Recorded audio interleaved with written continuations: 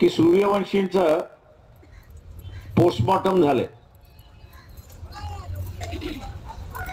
आतापर्यंत पोलीस असं सांगत होते की त्याला हार्ट अटॅक आला, पण त्याला हार्ट अटॅक आलेला नाही। डॉक्टरांनी त्याची सगळी बॉडी असं तपासली आणि पोलिसांच्या म्हणजे त्याला जी काही मारहाण झाली त्या मारहाणीतून शॉक झाला आणि ते शॉक मध्ये वारले अशी असणारी परिस्थिती आहे।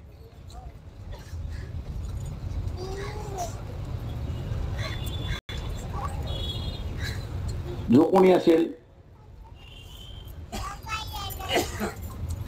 त्याला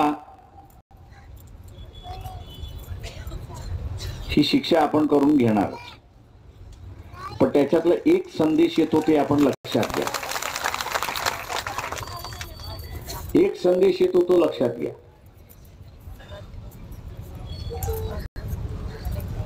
जे काही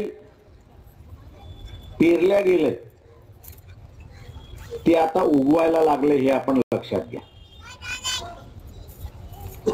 जे पेरलंय ते आता उगवायला लागले।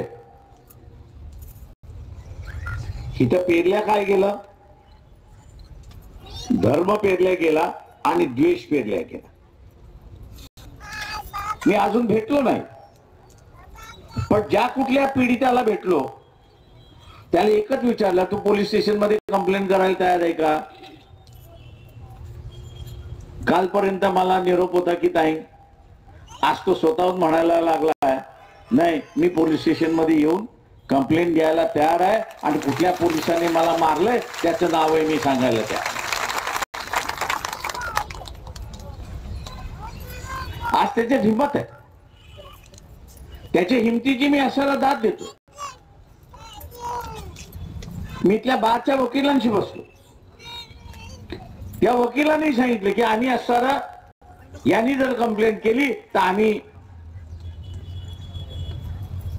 त्याची कंप्लेंट कोर्टासमोर मांडल्याशिवाय आम्ही राहणार नाही। हाही तिथला असणारा एक विश्वास आहे असं त्या ठिकाणी मानतो। माझं आव्हान आहे आपल्या सगळ्यांना या ठिकाणी की सूर्यवंशीची असणारी